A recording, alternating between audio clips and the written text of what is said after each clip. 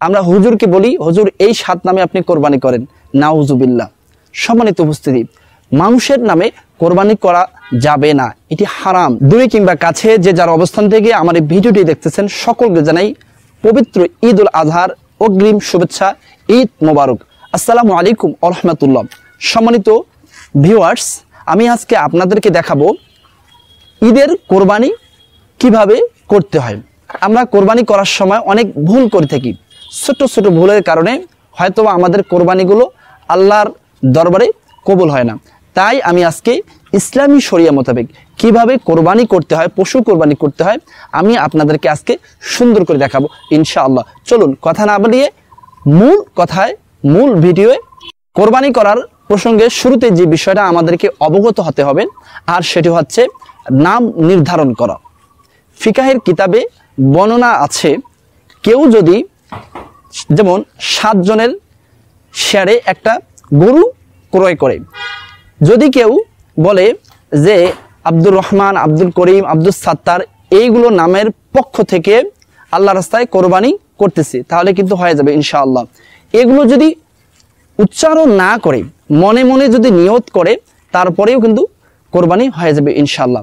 আমরা কোরবানি করার সময় বিশেষ করে নাম নির্ধারণের ক্ষেত্রে একটি ভুল করে থাকি, আর সেটি হচ্ছে আমরা হুজুরকে বলি, হুজুর এই 7 নামে আপনি কোরবানি করেন, নাউজুবিল্লাহ।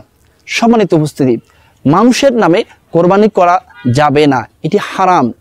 কোরবানি করতে হবে যে এই মানুষগুলোর পক্ষ থেকে আল্লাহর নামে আপনি কোরবানি করেন। তাই আমরা এই বিষয়টা সজাগ থাকি।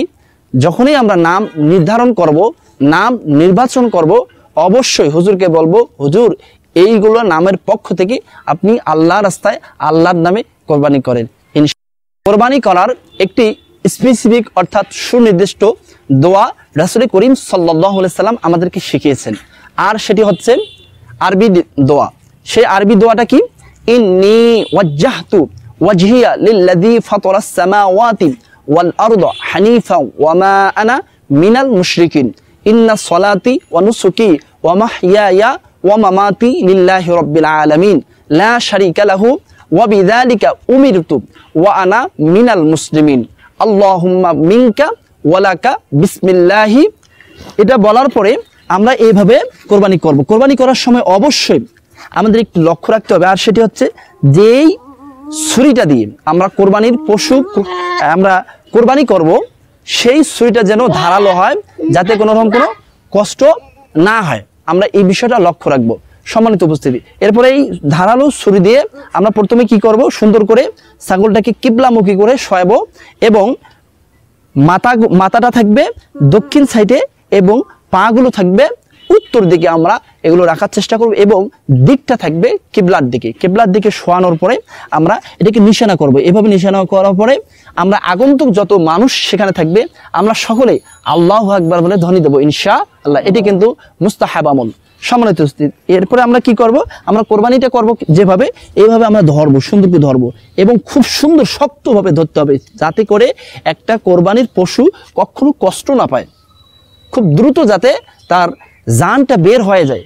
এই জন্য আমরা ধারালো ছুরি দিয়ে অবশ্যই কোরবানি করার চেষ্টা করব। শুরুতে আমরা কি করব, এভাবে করব, আল্লাহু আকবার, আল্লাহু আকবার, আল্লাহু আকবার। এভাবে আমরা কোরবানি করব। কোরবানি করার সময় আমাদের একটা লক্ষ্য রাখতে হবে, কোরবানি করার সময় অবশ্যই 4টি রগ কিন্তু কাটতে হবে। একটি হচ্ছে খাদ্যনালী, একটি হচ্ছে শ্বাসনালী, আর দুই পাশে 2টা শক্ত মোটা রগ কাটতেই হবে। এগুলো না কাটলে কোরবানি কিন্তু দুরুস্ত হবে না, অর্থাৎ কোরবানি কবুল হবে না। এর মধ্যে 3টাও যদি কেটে ফেলি তারপরেও কিন্তু কোরবানি আমাদের হয়ে যাবে, কিন্তু 3টার কম যদি 2টা রগ আমরা কেটে কোরবানি সম্পন্ন করি, সেই কোরবানি কিন্তু আল্লাহর দরবারে কবুল হবে না। এই বিষয়টা অবশ্যই আমরা লক্ষ্য রাখবো সম্মানিত উপস্থিতি। এরপরে এটা শেষ করার পরে আমরা এই দোয়াটা পড়তে পারি। সেই দোয়াটা কি? সেই দোয়াটা হচ্ছে আল্লাহুম্মা তাকাব্বাল মিন্নি কামা তাকাব্বালতা মিন হাবিবিকা মুহাম্মাদিন ওয়া খলিলিকা ইব্রাহিমা আলাইহিমাস সালাতু ওয়াস সালাম। এই দোয়াটা পড়ে নেব। এরপরে আমরা যে কাজটা করব, সুন্দর করে আমরা এগুলো প্রসেসিং করার পরে সুন্দর করে 3 ভাগ করব। 3 ভাগের মধ্যে একটা দেব আত্মীয় স্বজনের বাসায়, একটা হচ্ছে ফকির মিসকিন, এবং আমরা নিজেও সুন্দর করে সকল পরিবারের সকল সদস্যকে নিয়ে সুন্দর করে আমরা ভক্ষণ করার চেষ্টা করব। আল্লাহ তাআলা আমাদের সকলের